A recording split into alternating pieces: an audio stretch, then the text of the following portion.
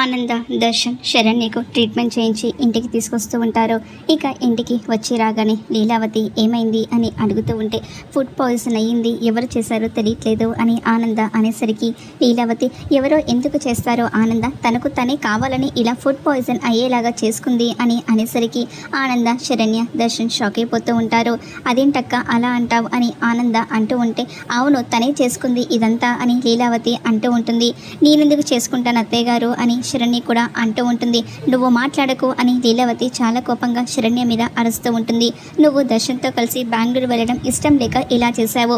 నువ్వు బెంగళూరు వెళ్తే ఇక్కడ అనన్యకు ట్రీట్మెంట్ జరిగి తను ఎక్కడ బాగుపడిపోతుందో అని నువ్వు బెంగళూరు వెళ్లకుండా ఇక్కడే ఉండి ట్రీట్మెంట్ పాడు చేయాలి అని ఇదంతా కూడా చేసావు అని లీలావతి అనేసరికి శరణ్య, ఆనంద, దర్శన్ షాక్ అయిపోతూ ఉంటే మరోవైపు కాంచన, అనన్య లోపల సంతోషపడిపోతూ ఉంటారు. ఆనంద అనన్య వైపు చూస్తూ ఇంటికి వచ్చేసి అక్క మనసును పూర్తిగా మార్చేశావు అని అనన్య వైపు కోపంగా చూస్తూ ఉంటుంది. ఇక లీలావతి శరణ్య మీద నిందలు వేస్తూ ఉంటే లేదక్క నువ్వు తప్పుగా అర్థం చేసుకుంటున్నావు అని ఆనంద అంటూ ఉంటుంది.